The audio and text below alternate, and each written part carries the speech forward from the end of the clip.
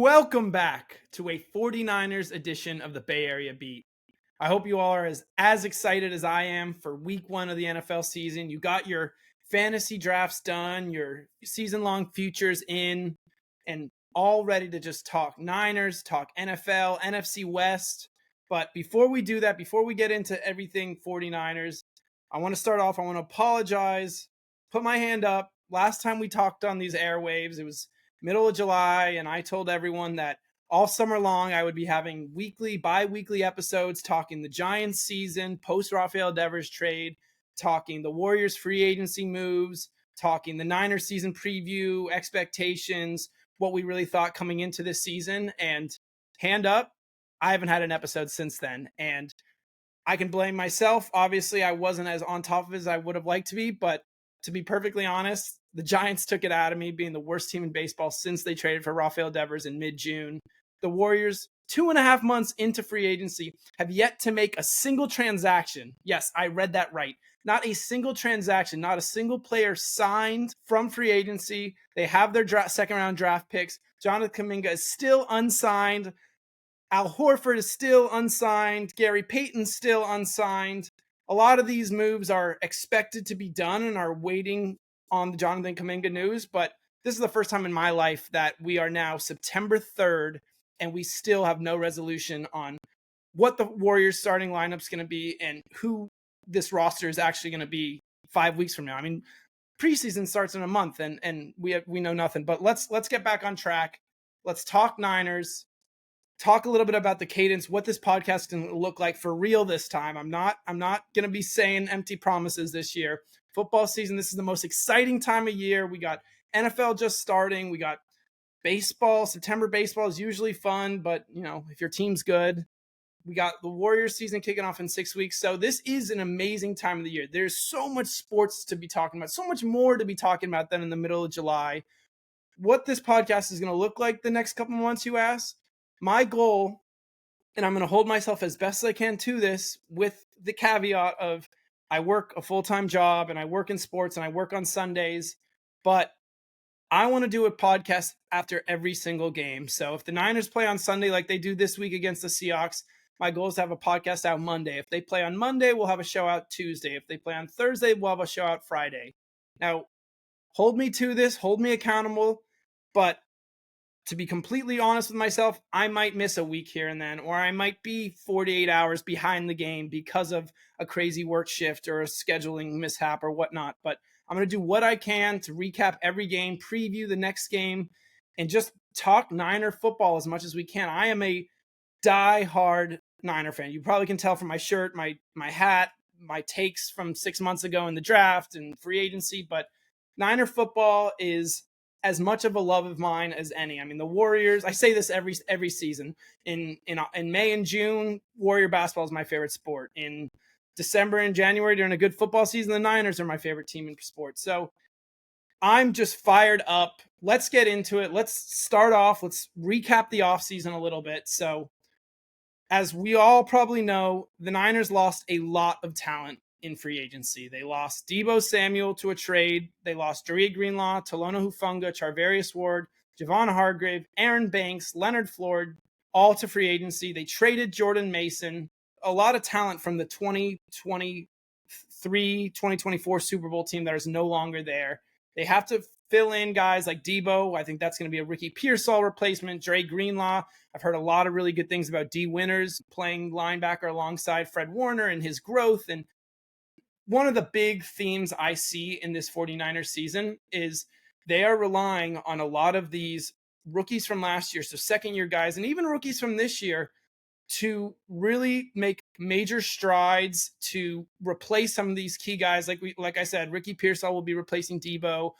Renardo Green, cornerback, will be mostly opposite corner along Dede Lenore and will be replacing Charvarius Ward. So there's a lot of youngsters that the Niners are going to be relying on. And honestly, there's a good chance that they might have to suffer some inevitable growing pains early in the season, and hoping that getting these guys more reps, more opportunities will actually lead to a better second half where they have a lot easier schedule. And ultimately, we've seen this is a fantasy football trope, but rookies get better and get more reps and get more opportunities as the season progresses. Coaches are not as willing to give the third round pick who has never played a down in the NFL starting snaps week 1 and week 2. But that same guy is making strides in practices and throughout the season. He's more likely to get those first team and second team reps in the second half of the year. We see this time and time again. We saw with Malik Mustafa last year. So that's going to be key is really how these younger guys take their next steps this year. And I really think guys like Renardo Green, I know Mustafa is going to start on the IR, but this defense is going to be completely different than last year and completely different than 2 years ago when they were in the Super Bowl. The only two guys that were in the starting lineup last Super Bowl 18 months ago was Fred Warner and was Nick Bosa. So speaking of that unit being completely different, the Niners used their first 5 picks in this last year's draft on the defensive side of the ball. One of the guys who I didn't even mention when talking about big transactions this offseason was getting their defensive coordinator back, Robert Saleh, to man that defense.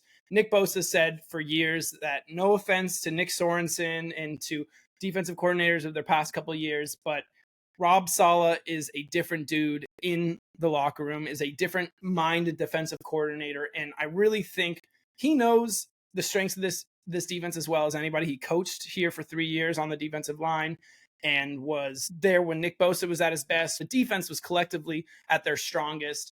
One guy I'm really hoping, or I'm very excited to see coming into this year, is our first round pick, Mykel Williams. Nick Bosa has talked a lot about him and talked a lot about how this year Nick Bosa is not only going to be the, player that he aspires to be as a all-pro defensive end, but he's now year 7. He's seen a lot of the leaders and impactful guys on this roster leave town over the last year or two. And Nick Bosa has said he is going to make it a priority on himself to be a leader, to be a captain on this team, to help shape and guide guys like Mykel Williams, who the Niners have a lot of expectations for and are really hoping can be that D Ford to pair alongside Nick Bosa. Obviously, it's a cliche at this point, but outside of the quarterback, getting after the quarterback is the most important skill set on a team. And the Niners struggled at it last year. Like, obviously, Nick Bosa brings a lot of pressure, but you can put 2 on the outside to double team him. And with Leonard Floyd, with Javon Hargrave, with the cast of characters they had last year, they weren't able to really get that pressure. And I'm hoping that Mykel Williams, again, he's going to be a guy I assume reps kind of ramp up as the season progresses, but he's going to be a guy that if he's able to make an impact on this team will pay dividends long term, because they will have a strong defensive end on a rookie deal to pair alongside Nick Bosa. Not this year, not just this year, but for the next 3 years, which is going to be huge. Another guy along the defensive line that I have a lot of high expectations for is Bryce Huff, who played D-end for the Jets for the majority of his career, was traded to the Eagles last offseason, and then the Niners traded for him this past offseason. I think they gave up a late day 3 pick, maybe a 6th rounder.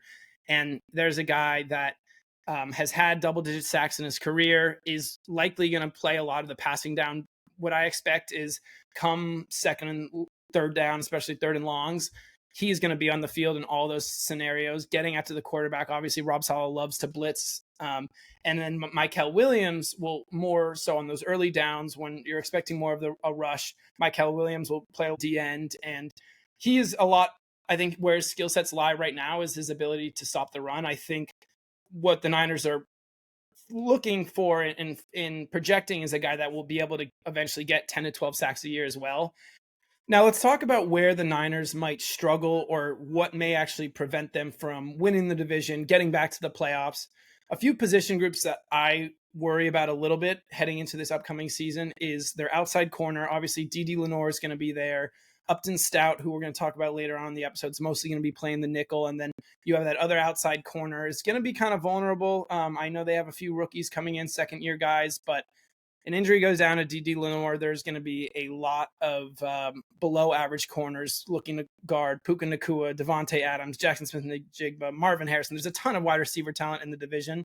So I'm a little concerned about how our cornerbacks may match up. I think week 1, we're in a better position than we might be week 7 or 8, because I think that is a position where we really lack the depth. O-line is another one. This one's a little tricky because last year, if you asked me or if you asked a lot of Niner fans, I would have said that we had a bottom half O-line in the league. And then you look at free agency and you see Aaron Banks sign for the highest guard money in the entire NFL. You saw our backup left tackle sign with the Chiefs to be Patrick Mahomes' blind side. A few of these guys as Niner fans, I didn't really hold in the highest regard, but the rest of the league clearly sees differently. Obviously, you have Trent Williams playing left tackle, being kind of the anchor of that offensive line where the Niners are going to try to prioritize their runs. I assume most of their zone read with CMC is going to be geared towards that left side where you have Trent Williams. Dominic Pooney was a stud last year, might have been the Niners' best rookie at right guard. You have Jake Brendel, you have a Colton McKivitz on the right tackle.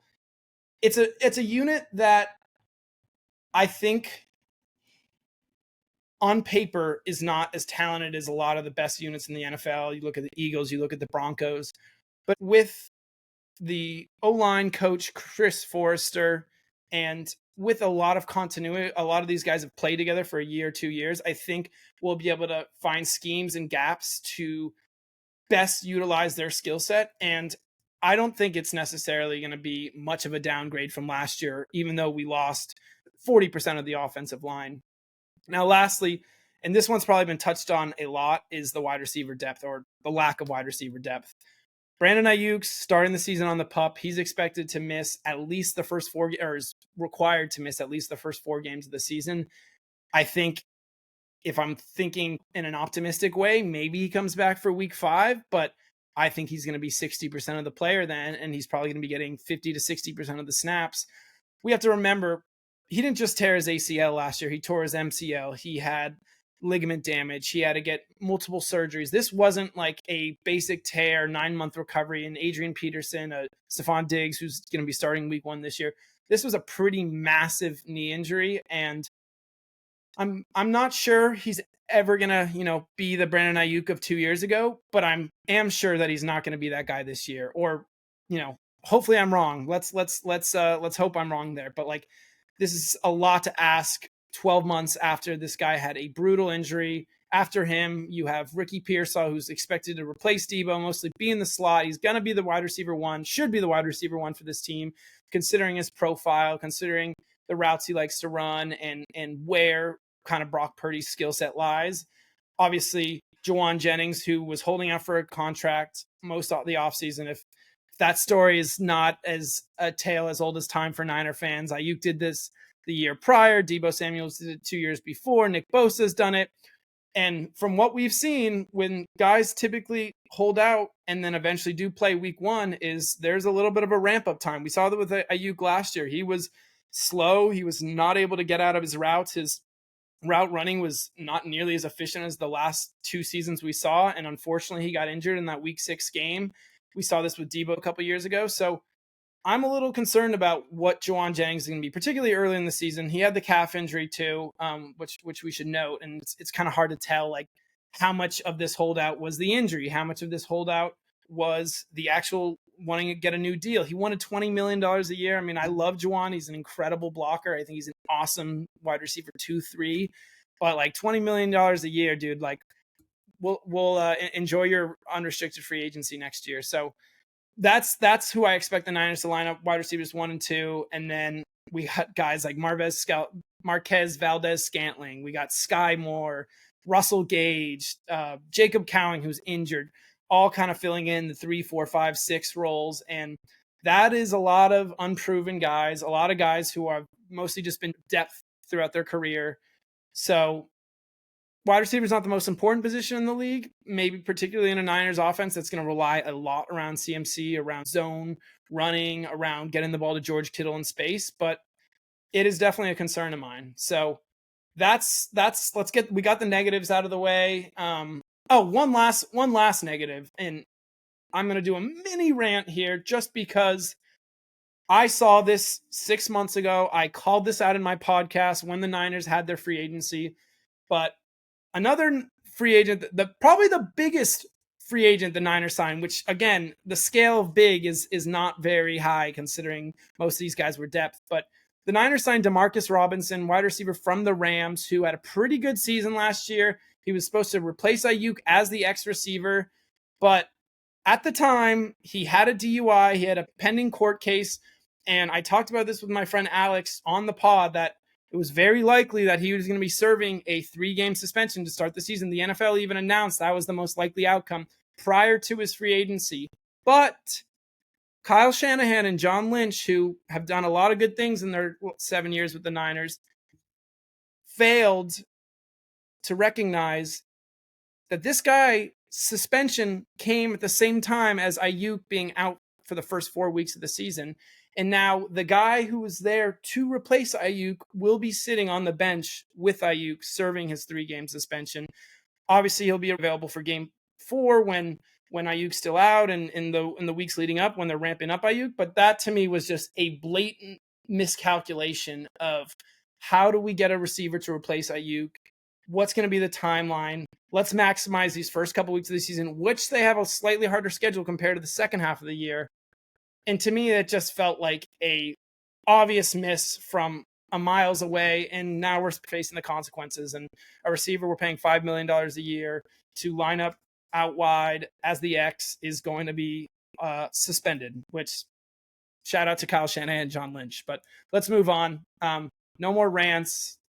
Okay, so for this next segment, we're going to be getting into the Niners betting odds. As everyone or many people on this podcast know, I'm a pretty big bettor. I work in the industry. I love to place futures, put my money on the line, put my money where my mouth is. So today, let's look at the Niners win total, their odds of winning the division, winning the NFC, and ultimately winning, the Super Bowl. So the Niners have a over-under of 10.5 wins. They went 6-11 last year. So essentially Vegas is implying that they're roughly 4 to 5 wins better than they were last year. I am of two minds. I don't necessarily think they are an 11-win talent team, but the Niners have the easiest schedule in the NFL. They play a 4th place schedule. So they play other teams' 4th best team from last year. And then the 2 divisions they play, the AFC South and the NFC South, are the 2 worst divisions in the NFL. So put that all together, the easier schedule, Rob Saleh coming back, Brock Purdy getting his deal, I hope taking a huge next step forward to solidify himself as a top 8 quarterback in the NFL. I have them going over just barely at 11-6. That clears their over at 10.5. I've bet that as well. So let's move on to the NFC West division odds. The Niners are the current favorite at plus 150, which is about an implied probability of 40%. Just behind them are the Rams at plus 200, the Cardinals at plus 400, and the Seahawks at plus 500. So the way bookmakers see this division is it being very close between the Niners and Rams. There being a little bit of separation, and then the Cardinals and Seahawks, both with an outside chance of winning the division. It's definitely not as long of a shot as many other divisions, with the 3rd and 4th place teams being plus 800, plus 1,000. So it is going to be a competitive division. I personally have my biggest NFL future bet of the entire season riding on this. I have the Niners. I took them 2 months ago at plus 170 to win the division. So the odds have moved in my favor a little bit. Now it only being plus 150. I'm probably starting to confuse some people right now with all these numbers. Just know that if the Niners win the division, I will be a very happy man come, January 2nd. So that's the division. Niners are currently plus 900. They're 10-1 to win the NFC. So if you put $10 down on them to win the NFC, and they did, that you'd win $100. Right now, the Eagles are first at 5-1. The Lions are second at 7-1. And the Niners are tied for 3rd with the Commanders at 10-1. And I think that's honestly a positive sign for this team. And granted, bookmakers don't necessarily mean anything on actual performance. But the fact that this team was 6-11 last year, one of the worst records in the NFC, and Vegas still has them being tied for the 3rd best team with a Commanders team that was in the NFC Championship last year, I think bodes well and kind of suggests how teams, how executives, how people across the league see them as a legit contender in the NFC. And then lastly, the Niners, if you want a lottery ticket just to have some little extra skin in the game come a potential February Super Bowl, the Niners are 20-1 to win the whole damn thing. Now, I have to, every single year, I throw a couple bucks, call it $10 on the Niners to win the Super Bowl. It's just, It's a rule for me as a fan. I need a little extra incentive to, maybe help pay for my flight out to the Super Bowl if I have that opportunity. But it's a little rich. They're right now 7th in the NFL, behind the teams we mentioned, plus the Ravens, Chiefs, Bills, all out of the AFC. So this isn't the team that they had 2 years ago, where they are a preeminent favorite and will be favored in 14 to 16 games. Sorry, now 17 games. This is a team that will play a lot of competitive football, and I think will win on the margins, will win on the turnover battle, will have an improved defense, have an improved coaching staff. I really can't stress enough how much of a difference it's going to be having Rob Saleh replace Nick Sorensen. Sorry, he's now a special teams coordinator with the Cowboys. I think that was a mismanagement, miscalculation for the Niners last year, hiring him as the D coordinator. But I digress. We're on to bigger and better things with Rob Saleh. So one of the last things I want to do before closing out is talking about keys to the season for the Niners, talking about their MVP, their Rookie of the Year, their breakout. So before I get into the MVP and Rookie of the Year, a few keys I have, and the first one is pretty obvious and it's kind of boring, but it's health. We've seen the last 5 or 6 years, the Niners have been on this roller coaster of Super Bowls and NFC championship games, and then bottoming out and having a top 10 pick in the draft because they won 5 or 6 or 7 games the following year. And a lot of that has to do with how healthy they've been. They were not healthy last year. They were not healthy in 2021, years after they went to a Super Bowl, and they floundered and they won 6 games. But if they are able to stay healthy, not overwork CMC, give him 15 to 18 touches a game rather than 20 to 25, the defense takes a step up with Rob Saleh. I think collectively that health will be such a monumental difference between this season and last. Another one is Ricky Pearsall, and can he be that bona fide wide receiver 1, high-end wide receiver 2? The Niners are going to give him every opportunity he can possibly have the next couple months, particularly before Brandon Ayuk and Demarcus Robinson come back. I mean, this guy is going to be probably getting 10 to 12 targets every single game. When you look at the other receivers lining up wide, with Juwan Jennings missing all of preseason and Russell Gage not being on the team until 2 months ago, and MVS not being on the team till a week ago, and Sky Moore. So if Ricky Pearsall can come in and be 80% of 2023 Brandon Ayuk or 80% of 2021 Deebo Samuel, I think he will be able to help stretch out defenses, be a complement to George Kittle and CMC in the passing game. And that will be huge for this team's trajectory, for their opportunity to win 11, 12, 13 games this year. Last one, we've said this before, but will Brock Purdy make the leap? So many quarterbacks in years 2, 3, 4 it's the most important time for their career development. You're getting more and more reps with the first team. You're getting opportunities to kind of slowly hit your physical prime while learning more and more about the game, about schemes, about what defensive coordinators are trying to do to beat you. And I really think I've been a Brock Purdy guy since his first start against the Bucs. What was that, 3 years ago? And I don't know if I was as big of a Brock Purdy guy then as I am now, but I am fully in belief that this is a top 10 quarterback right now. And if he can get into that Jalen Hurts, Baker Mayfield, he might already be there, Jared Goff, Jordan Love range, which I think he might be. I think he's on the lower end of that threshold. I think he will elevate this team, and the Niners will be able to reach an NFC West division and potentially a second, third game in the playoffs. And a lot of that, it's boring to say, like, quarterback's the most important position in sports, but a lot of that relies and kind of comes down to how good Brock Purdy can be. There's a lot of haters out there, a lot of guys outside of San Francisco that saw the Niners go 6-11 last year and said, this is what happens when you don't surround him with a superstar roster. And I kind of refute that and say CMC was hurt last year. Deebo was old and slow. Ayuk got hurt halfway through the season. This was kind of just a disaster season from the get-go. And I think Brock still played pretty well last year. Okay. Lastly, let's talk MVP, Rookie of the Year, breakout. Now, my MVP We just talked about Brock. I'm not going to do that. If you would have asked me, gun to my head, who's the most valuable player on this team, it's obviously the quarterback. It is for every team in the NFL.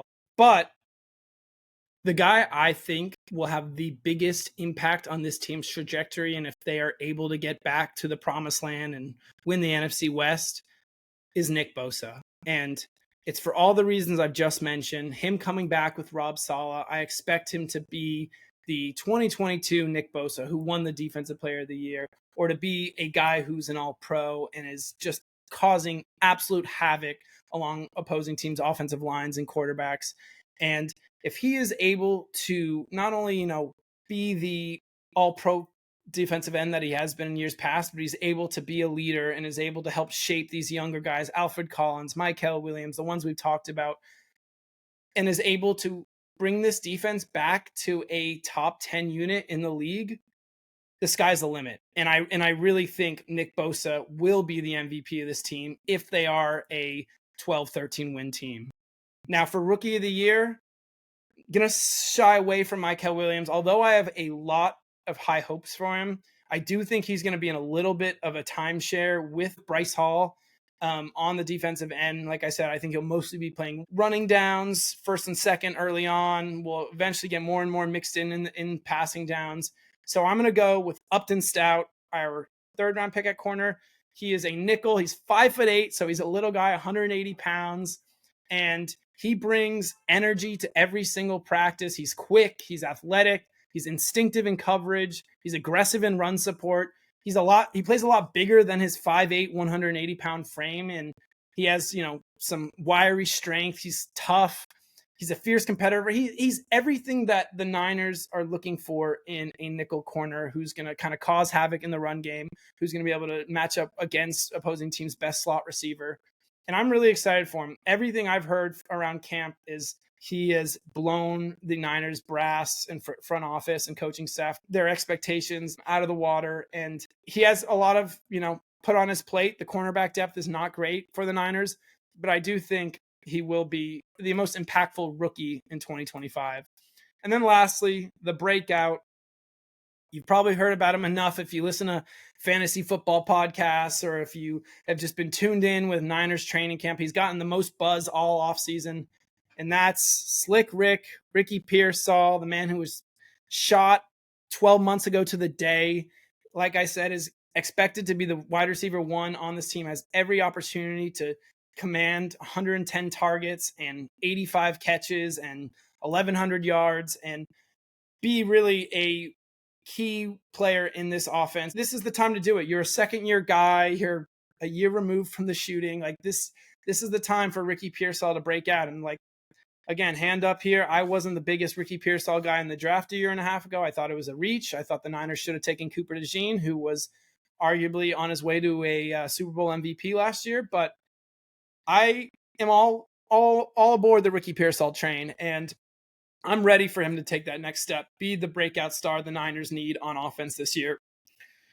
All right, lastly, let's get into week one. The Niners play at Seattle, week one, a 4-10 start. They're 2.5-point favorites against the Seahawks, so think about an implied probability of 56% chance to win, slight favorites. So if they win by 3 or more, they cover. If they win by 2 or less, they don't. I have the Niners winning this game. I was at this game in Seattle last year, actually, with my best friend from college. We did a weekend trip where it was a Thursday night game, watched the Niners blow out the Seahawks 36-24. It was Debo's last great game as a Niner. I think he had 110 yards receiving, and it was awesome. I went to that game on Thursday night. I got to see the Ducks play Ohio State 2 days later in Autzen. Best win of the year. Maybe my favorite game as an Oregon Duck. But I digress. I expect maybe not the same ass kicking as last year, but I do think the Niners will roll and will win this game. I have them covering. The better in me had to do it. I took them +2. It's now 2.5 or -2. And I think the Niners start out strong. This is the healthiest they'll be all season. And it's time to show their neighbors up north who the real boss of the NFC West is. All right, I'm going to close with a new segment, one that I'm going to try to bring weekly, bi-weekly during these pods, but it's going to be my random rant of the week. And this one came in 10 minutes before I taped, and the NFL and Scott Hansen have announced that Red Zone will now feature commercials. So what was once this beautiful 7 hours of commercial-free football where you could sit on your couch and know you weren't going to be bombarded with pharmacy ads and car commercials and erectile dysfunction, so on and so forth. But per NFL, per our capitalist society and needing to squeeze out every dollar of the consumer, we're now going to have commercials during our 7 precious hours of commercial-free football, and I'm pissed. What else do we have if we don't have Red Zone commercial-free football? Thanks, Roger Goodell. Thanks for also banning Stream East and hunting down 2 guys in Egypt just 2 days before the NFL season. It's pretty obvious what you're doing, but that's my random rant of the week. Scott Hansen, do what's right. Protest this. I don't want to see a commercial at least 3.5 hours into my 7 hours of what should be commercial-free football. But that's all I got for today. Thank you for standing around. I am fired the blank up for Niner football. Fuck it. I'm fired the fuck up for Niner football. Let's get it. I'll see you guys all on Monday. We'll be recapping the Niners 1-0 win over the Seahawks in Seattle. Bang, bang, Niner gang.